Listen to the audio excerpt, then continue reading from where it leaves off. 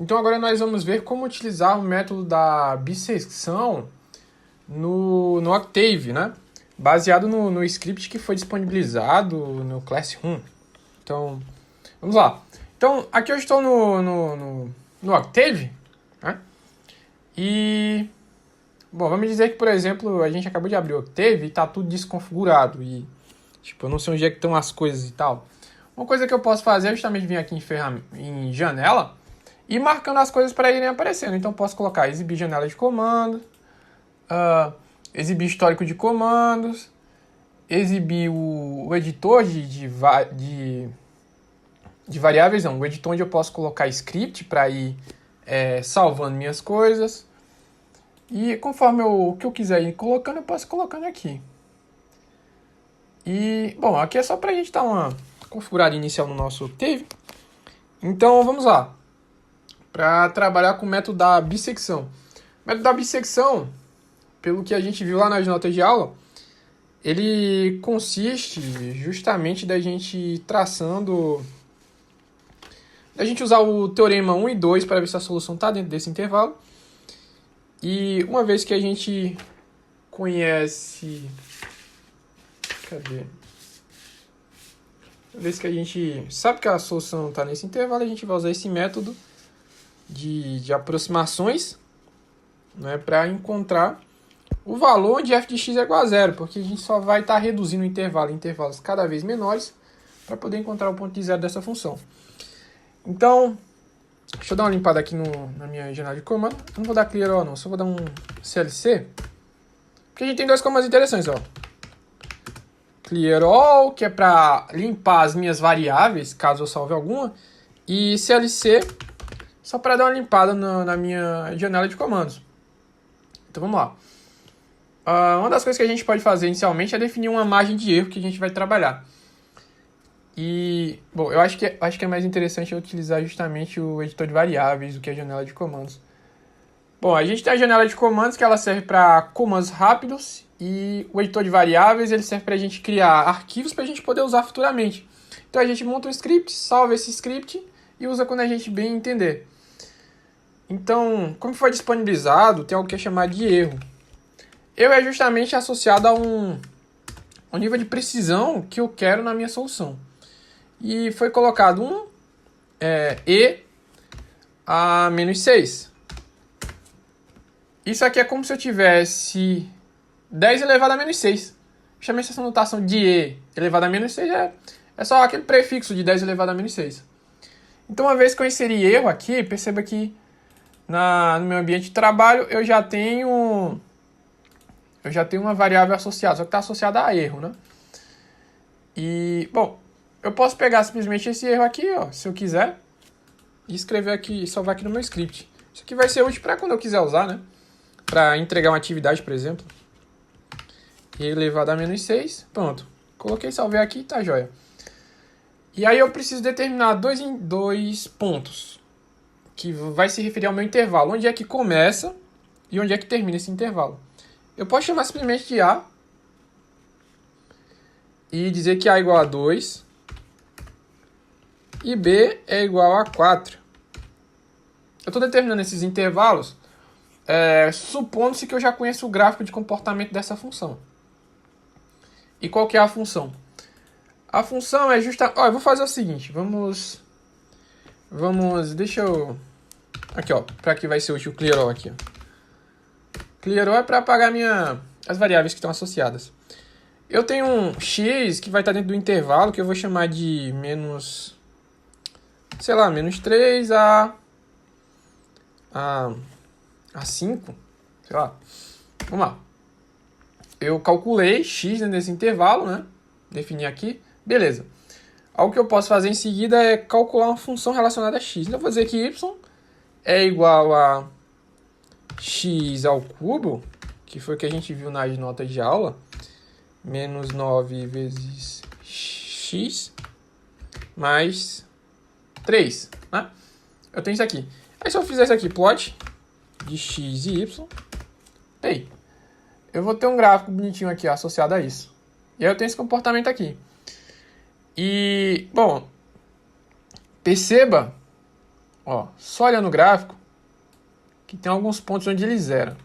É, na verdade, um ponto só. Deixa eu colocar aqui. Se eu colocar grid on, eu fico com as linhas de grade no meu gráfico. Deixa eu ver se foi. Aqui, tá vendo? Ó, entre 2 e 4, por exemplo, se eu for pegar aqui, ó, tem pontos onde esse gráfico zera. Então isso aqui seria um intervalo interessante para a gente brincar um pouco. Então vamos lá. Uma vez que a gente já conhece o comportamento do nosso gráfico, a gente já sabe porque a gente pegou 2 e 4. Então, vamos fazer uma estrutura de repetição. É uma estrutura de repetição simples. Se eu utilizar o while, que ele é utilizado para fazer com que esse código rode em loop, eu vou ter a seguinte sentença. Eu vou dar uma ordem. Eu quero que isso aqui rode até o ponto que B menos A seja maior do que o meu erro. E o erro eu já defini ali em cima qual que é. Então isso aqui vai ficar rodando enquanto essa condição for verdadeira. Enquanto isso for verdadeiro, isso aqui vai ficar rodando. E o que eu posso fazer agora? Eu posso definir minha função. Então eu posso dizer que y... aí eu vou ter que chamar de y de A. Então eu vou chamar só de y. Y é igual a ao cubo menos 9 vezes A. Estou usando A porque eu já defini quem era A. Se eu quisesse colocar x, por exemplo, eu poderia colocar x, aí eu ia definir aqui. Mais 3, né? E aí, ponto e vírgula. E aí eu vou definir agora qual que é o valor que está na metade desse intervalo. Que eu vou dizer que x é justamente A mais B. Eu vou tirar uma média aqui. Dividido por 2. E esse é o valor médio que eu quero. Bom, e agora eu vou calcular yx, que aqui pela anotação é só, ao invés de eu estar calculando... aí eu vou ter que mudar aqui, né? Vou colocar esse y lá. Yx vai ser igual à mesma função que eu tenho aqui, só que aplicado para x. Então eu vou ter x e... vamos ver aqui, peraí. É isso, aqui eu estou calculando o valor da função para x. X é um valor que fica na metade do intervalo. Eu coloco if, né, que é meio que se yx vezes ya, aqui é f de x vezes f de a. Se isso aqui for menor do que zero, indica que se for menor do que zero tem uma solução nesse intervalo. E aí isso aqui nos diz que f de x e f de a tem sinais opostos. Então a função está mudando de sinal. E aí eu digo que b é igual a x, né? Então o intervalo começa em a, termina em b, mas se eu calcular f de a e f de x, que é um valor que está na metade, f de x, e isso for menor do que zero, indica que tem uma solução nesse intervalo. E aí, ao invés do intervalo terminar em b, ele vai terminar em x, que x é justamente a metade, o valor que está no meio. E é isso que eu estou fazendo aqui. E é isso que vai ficar rodando em loop, vai ficar repetindo direto, até chegar no nível de precisão que eu quero. Else. E eu estou colocando outro condicional, né? Deixa eu descer aqui. Se a... Não, eu digo aqui. A igual a x. Caso contrário, né? Eu estou dizendo que se isso aqui acontecer, f de x vezes f de a for menor do que zero, b é igual a x. Caso contrário, a vai ser igual a x. Então, caso contrário, o intervalo vai começar em x e vai terminar em b. É isso que eu estou fazendo. Se f de a vezes f de b tiverem sinais contrários, onde x é um valor que está na metade de a e b, o intervalo vai começar em a e terminar em x. Caso contrário, o intervalo começa em x e termina em b. É isso que eu estou fazendo aqui. E aqui eu dou um end if. Em cima eu comecei um if, agora eu tenho que dar um end, né? Para terminar o loop do if, né? Que ainda tem o loop do while. Vamos ver aqui. Dou end while para terminar o loop de cima, o laço de cima de repetição. End while. E aí tem outro comando aqui que é o disp, que é só para exibir o valor de x aqui nesse código. Então eu vou ficar fazendo esse comando rodar, esse while, vai ficar rodando até eu ter b-a ser maior do que o meu erro adotado. Não, ele vai ficar rodando até b-a ser maior do que o erro. Quando b-a for igual ao erro, for menor, né? Na verdade, igual, ele para de rodar. Então, vamos fazer esse comando rodar aqui, né? Aí rodou. Esse aqui é o valor de x que eu encontrei. E é bem simples aqui, né? Deixa eu aqui só dar um... Geral. Aí CLC. Pay. Ó, deixa eu fazer aqui de novo. Só tô clicando no F9 aqui, ele já aparece aqui.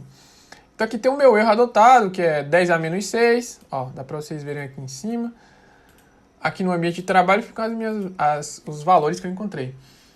Eu tenho que justamente A e B estão dando o mesmo valor. Porque justamente essa diferença de A menos B de algo tão pequeno, dá aproximadamente zero. E isso aqui deu menor do que um... Na verdade deu menor do que o meu erro, né? Se eu fizer a diferença disso aqui, dá menor do que o meu erro. E aí por isso que o while para de rodar. E aí o meu x é esse aqui. Esse é o valor de x, que é justamente o que eu queria encontrar para esse caso específico da minha função. Né? Deixa eu voltar aqui no histórico, aqui, plotar o meu gráfico, para vocês darem uma olhada. Ó, na verdade, dá para fazer o seguinte. Se eu apertar a setinha para cima, a setinha para frente aqui, ó, eu vou ter os comandos que eu já digitei. E eu só quero... Cadê? Deixa eu ver se eu acho ele aqui. Pera aí. Vou ter que fazer de novo aqui. X é igual a menos 3 a 4, sei lá. Y é igual a x ao cubo menos 9 vezes x mais 3. Pay. Bora fazer um plot agora. XY. Deixa eu dar o grid 1 de novo.